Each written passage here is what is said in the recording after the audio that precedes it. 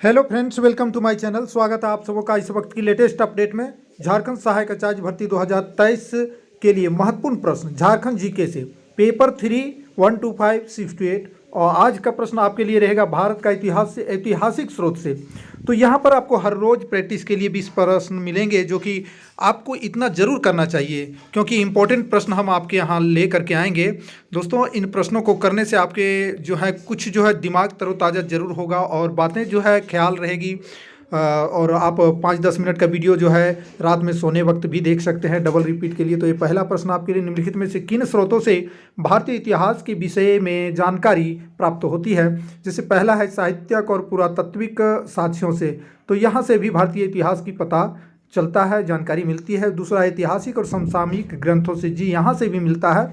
विदेशी यात्रियों के विवरण से, जी विदेशी यात्री जो चीनी यात्री वगैरह आए थे तो वे भी अपना जो है बुक में कुछ लिख के भारतीय इतिहास का गए थे। इसका मतलब यहाँ राइट आंसर होगा डी नंबर ऑप्शन होगा उपयुक्त सभी से, ठीक है ना। चलिए हम लोग दूसरा नंबर बढ़ जाते हैं। दूसरा नंबर में है, देखिए प्रश्न बहुत ही अच्छा है। अष्टांग हृदय संहिता, संहिता है, ध्यान रखिएगा, निम्नलिखित में से किससे संबंधित ग्रंथ है? क्या खगोल शास्त्र से? नहीं, ये खगोल शास्त्र तो नहीं है दोस्तों। योग से है, आप यहाँ पे कंफ्यूज हो सकते हैं, योग से, नीति शास्त्र से, आयुर्वेद, ये तीन में कंफ्यूजन होगा। तो ये आपको बता दें, राइट आपको याद कर लेना है, अष्टांग हृदय संहिता आयुर्वेद से संबंध है, ठीक है, आयुर्वेद, ये ध्यान रख लीजिएगा, थोड़ा सा ध्यान रखना ही पड़ेगा। और जब आप रिपीटेड पढ़ेंगे, डबल पढ़ेंगे तो याद हो जाएगा। तीसरा है प्राचीन भारत पर पहला विदेशी आक्रमण। देखिए क्या कर रहा है, प्राचीन भारत पर पहला विदेशी आक्रमण किसके द्वारा किया गया?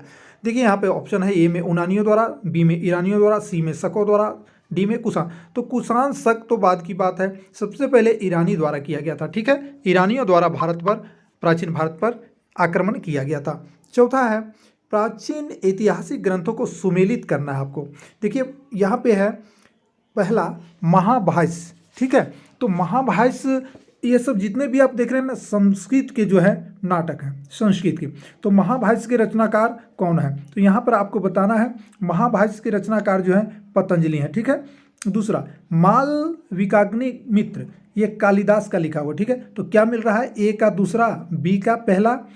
और मिर्च कटिकम जो है, मिर्च कटिकम जो है ये यानी मिट्टी का गुड़िया कहिए, गाड़ी कहिए, ठीक है, मिर्च कटिकम, तो ये शूद्रक का है। उसके बाद नीति शास्त्र जो है कामंदक का है। यहाँ पे सीधा सीधी ऑप्शन दिया हुआ है, सी डी का 3-4, ठीक है। तो यहाँ पे ऑप्शन आपका चुनना होगा कि कौन सा आएगा। तो अभी थोड़ा सा इसको छोटा कर देते हैं। देखिए ये ऑप्शन आपको जो है, ये में क्या बोले, पतंजलि, तो ये का दूसरा किस में है? देखिए ये का दूसरा यहाँ भी है, यहाँ भी, यहाँ भी, लेकिन यहाँ से पता नहीं चलेगा। तो बी में क्या है, 1, तो बी में यहाँ 1 है, ये भी, और बी में यहाँ पे क्या है, 3 है। देखिए ये 3 है, तो आपका राइट आंसर क्या होगा? अभी आप खुद यहाँ पे बता सकते हैं, सी नंबर, ठीक है ना, जहाँ की दूसरा से मिल रहा है कालिदास। तो ये आपका ऑप्शन गलत हो जाएगा कि नहीं, यानी सी नंबर आपका राइट आंसर होगा, ठीक है। तो ये इंटर स्तरीय प्रश्न है भाई, इंटर स्तरीय जो है आपका जो पूछा जाएगा, यही प्रश्न 6 to 8 में भी पूछे जाएंगे। 5वां नंबर है 16 महाजन पदों की जानकारी किस बौद्ध ग्रंथ से प्राप्त होती है? 16 महाजन, देखिए महाजन किसको कहते हैं? महाजन जैसे अवध का शासन था, जो बड़े बड़े जो जहाँ पे राजा और उसके जो अधीनस्थ क्षेत्र थे उसको महाजन पद कहते थे, ठीक है। तो 16 महाजन पदों की जानकारी किस बौद्ध ग्रंथों से प्राप्त होते हैं? तो देखिए ये दोनों ही होगा, ठीक है। यहाँ पे आपको बता देते हैं अंगु, देखिए ये 5वां का अंगुत्तरनिका है, और यहाँ पे अंगुत्तरनिका होगा एक, इसमें एक ही ऑप्शन होगा, इसमें 2 ऑप्शन नहीं है।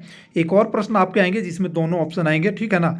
अंगुत्तरनिका, ये ध्यान रखिएगा, 16 महाजन पदों के लिए इसमें जो बौद्ध ग्रंथ से प्राप्त होती है, किस बौद्ध ग्रंथ से? तो अंगुत्तरनिकाय से, ठीक है ना। चलिए अगला प्रश्न की ओर बढ़ते हैं हम लोग।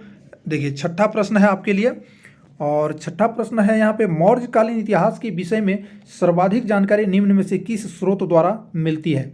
ठीक है, मौर्यकालीन, ठीक है, मौर्यकालीन जो है किसके द्वारा? तो ये ज़्यादातर जो है अभिलेख प्रचलित थे उस समय, आप याद रखिए, मौर्यकालीन अभिलेखों के द्वारा जो है जानकारी ज़्यादा प्राप्त होती है। बौद्ध ग्रंथ और तत्कालीन मुद्रा ये सब नहीं होगा, ठीक है।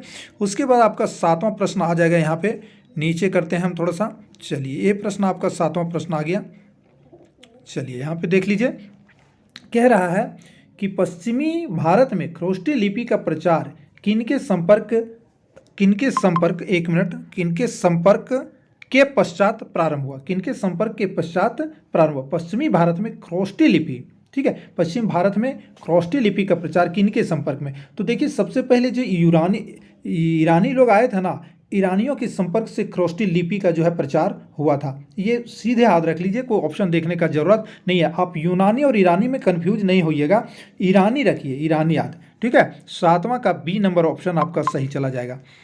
उसके बाद 8वां में आपको फिर वही प्रश्न आ गया सुमेलित करने वाला। ऐसे ही प्रश्न आपका परीक्षा में पूछे जाएंगे जो कि आपको दिमाग को घुमाएंगे। यहाँ पे देखिए कह रहा है चीनी जातियों के विवरण के अनुसार सुमेलन कीजिए, सुमेलित कीजिए, ठीक है। देखिए फाहियान की बात कर रहा है, तो फाहियान की बात कर रहा है, तो फाहियान किस में आएगा ये बताइए। फाहियान जो है ये चंद्रगुप्त द्वितीय के समय की राजनीति थी, हर्ष के समय की राजनीति, आप पकड़ लिए होंगे भाई, हर्ष के समय, ठीक है। ये हर्ष के समय की राजनीतिक स्थिति को बताता है। उसके बाद वेनसांग के बारे में बताइए, ठीक है। वेनसांग के बारे में आप यहाँ पे बता सकते हैं, और ये जो हो जाएगा आपका बी नंबर का ऑप्शन जो है चंद्रगुप्त द्वितीय के समय की राजनीतिक स्थिति के बारे में, ठीक है। और इत्सिंग जो है इत्सिंग वेशभूषा और खान पान, ये सीधा सीधी है। चाउजू कुआ चोलकालीन इतिहास, ठीक है ना। तो ये आपको क्या मिल रहा है, ये का दूसरा, बी का पहला, यहाँ पे तो ये पहला, ये दूसरा, बी पहला, ध्यान रखिए। उसके बाद सी डी एकदम बिल्कुल परफेक्ट वैसा ही सीधा सीधी। तो चलिए यहाँ पे 4 ऑप्शन दिए हुए हैं।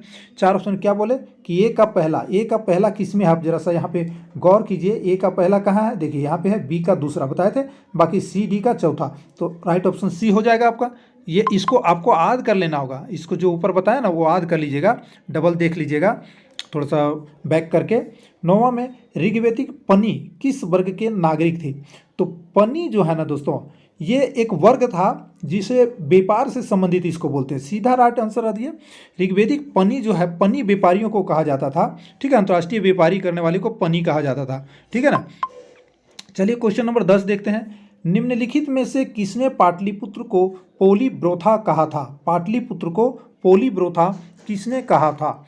तो ये सीधा सीधी याद रख लीजिए, इसमें कोई ऑप्शन देखने की जरूरत नहीं है। मेगास्थनीज ने कहा था पाटलिपुत्र को पोलीब्रोथा, ठीक है। उसके बाद 11वां नंबर क्वेश्चन, आदि काव्य की संज्ञा किसे दी जाती है? तो आप याद कीजिए रामायण जो है आदि काव्य, इसमें कोई गड़बड़ी नहीं होनी चाहिए।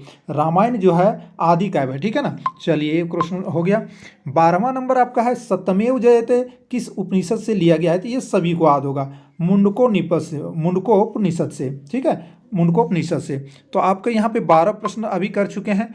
फिर हम अगला वीडियो में लेकर के आएंगे, चूँकि जितना आप कम पढ़ेंगे शायद उतना ही आसान होगा आपके लिए। इसलिए वीडियो को यहीं पर अंत देते हैं। लाइक कीजिएगा, शेयर कीजिएगा, चैनल पर नए हैं तो सब्सक्राइब कर लीजिएगा, ताकि इंपॉर्टेंट प्रश्न आपको प्रत्येक दिन यहाँ पर मिले। 12, 15, 20 जो भी मिला आप इतना पढ़िए भाई मेरे, ज़्यादा से ज़्यादा पढ़ने का प्रयास कीजिएगा, भूल जाइएगा, ठीक है। अंत देते हैं वीडियो को।